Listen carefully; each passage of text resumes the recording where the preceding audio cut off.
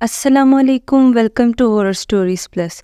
اس channel میں آپ کو سننے کو ملیں گی بہت ہی خوفناک اور دلچسپ کہانیاں، تو پلیز اس چینل کو سبسکرائب کر لیں۔ تو آئیے سنتے ہیں ایک بچی کی کہانی جو اپنے بھائی کے ساتھ شرط لگا کر قبرستان گئی اور پھر ایک بونا جن اس کی جان کا دشمن بن گیا۔ جب میں 14 برس کی تھی تب اسکول سے واپسی پر ہمارے گھر کے راستے پر ایک قبرستان پڑتا تھا۔ میں اور میرا بھائی تب چھوٹے ہوا کرتے تھے۔ تب قبرستان میں دوستوں کے ساتھ کھیلا کرتے تھے۔ میرا چھوٹا بھائی کبھی کبھی شرط لگایا کرتا تھا کہ اکیلے جا کر پورے قبرستان کا راؤنڈ مار کر آؤ۔ میں بغیر ڈرے اپنی یہ شرط پوری کر لیا کرتی تھی۔ ایک دن ایسا ہوا کہ میرے بھائی نے مجھے پھر سے پورے قبرستان کا چکر لگانے کا بولا اور انعام میں اس نے 10 روپے رکھے۔ میں نے بھی شوخی میں آ کر اس کی یہ شرط قبول کر لی۔ میرے والد جو کہ روحانی علم رکھتے تھے تو ان کی وجہ سے میں بھی کبھی کبھی یہ چیزیں دیکھ سکتی تھی جو کہ دوسرے لوگ نہیں دیکھ سکتے تھے۔ تو میں نے سوچا کہ دن کے وقت تو جن بھوت بھی نہیں ہوتے تو میں یہ شرط آسانی سے جیت جاؤں گی۔ میں قبرستان میں چلی گئی اور میرا بھائی باہر کھڑے گنتی گننے لگا۔ میں قبرستان میں داخل ہوئی اور چلتے چلتے قبرستان کے سب سے آخر میں پہنچ گئی۔ تب میری نظر ایک آخری قبر پر پڑی جو سب سے کونے میں تھی۔ ایک چھوٹی سی قبر، اس پر ایک تختہ لگا ہوا تھا۔ مجھے عجیب سی کشش محسوس ہوئی اور میں خود بخود اس قبر کی طرف بڑھنے لگی۔ جب میں اس کے پاس پہنچی تو اس کے تختے پر کچھ نہیں لکھا ہوا تھا۔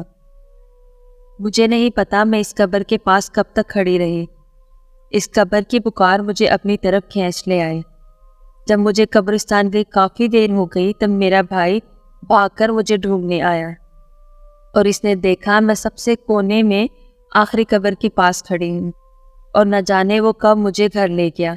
جب میں گھر پہنچی تو مجھے جب ہوش آیا تب تک رات ہو چکی تھی اور میں نے دیکھا کہ سب گھر والے سو رہے ہیں اور میرے پیروں کے پاس ایک آدمی کھڑا ہوا ہے جو کہ بہت کالا اور بونا سا تھا۔ وہ مجھے دیکھ کر مسکرائے جا رہا تھا۔ میں اسے دیکھ کر بہت ڈر گئی۔ مجھے کچھ سمجھ نہیں آ رہا تھا، میں ہل نہیں پا رہی تھی۔ میری پوری طاقت کے ساتھ صرف ایک آواز نکلی، وہ امی۔ وہ اچانک سے میرے اوپر آ گرا اور میرا منہ نوچنے لگا۔ مجھے ایسا لگ رہا تھا کہ میرا چہرہ پھٹ جائے گا۔ پھر اس نے میرا گلا دبانا شروع کر دیا۔ اس بونے آدمی نے اتنا زور لگایا کہ میری سانس رکنے لگی۔ میں اپنے بیڈ پر تڑپنے لگی اور پھر اچانک سے مجھے آیت الکرسی پڑھنے کی آوازیں سنائی دینے لگی۔ میرے بابا آیت الکرسی پڑھ رہے تھے۔ مجھے ہر طرف اندھیرا دکھائی دے رہا تھا اور بس آوازیں آ رہی تھی۔ اچانک وہ آدمی چیخنے چلانے لگا اور اس نے اپنے کانوں پر ہاتھ رکھ لیے۔ میرے بابا نے آیت الکرسی پڑھ کر جب اس پر پھونک ماری تو وہ جل کر مر گیا، اور جب میں اپنے ہوش میں آئی تب میں نے دیکھا کہ سب جاگ رہے ہیں اور میرے پاس بیٹھے ہوئے ہیں۔ کمرے میں ہر طرف روشنی ہی روشنی تھی۔ تب میں نے سکون کا سانس لیا، مگر مجھے کچھ سمجھ نہیں آ رہا تھا کہ میرے ساتھ ہو کیا رہا ہے۔ پھر میرے بابا نے مجھے بتایا کہ اس بونے جن نے تمہیں قابو کرنے کے لیے اکیلا دیکھا تھا، جبکہ ہم سب تمہارے پاس ہی موجود تھے۔ وہ بونا جن تمہیں قبضے میں کرنا چاہتا تھا، لیکن میرے بابا نے میری جان بچا لی۔ یہ آج سے تقریباً 10-12 سال پرانی بات ہے، جب میں کالج میں تھی۔ میں اور میری دوست نازیہ ہاف ٹائم ختم ہونے کے بعد منہ دھونے کے لیے ٹینکی کے پاس موجود تھے۔ سب لڑکیاں جا چکی تھیں اور بس ہم دونوں ہی بچے تھے۔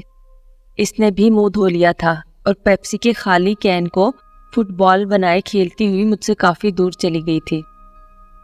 میں نے اس وقت منہ پہ صابن لگایا ہوا تھا کہ مجھے اپنے بہت قریب سے نازیہ کی آواز آئی، سامیہ۔ میں نے کہا ہاں بولو۔ پھر سے آواز آئی، سامیہ۔ میں نے پھر سے کہا کیا ہے بولو بھی، مگر پھر سے آواز لے کر مجھے پکارا گیا، لیکن اس بار آواز میں کچھ تھا، کچھ ایسا جیسے کوئی غصے میں گھرایا ہو۔ اس بار میں منہ دھو چکی تھی تو آنکھ کھول کے دیکھا تو رونگٹے کھڑے ہو گئے۔ نازیہ مجھ سے بہت دور کھڑی کین سے کھیل میں مصروف تھی۔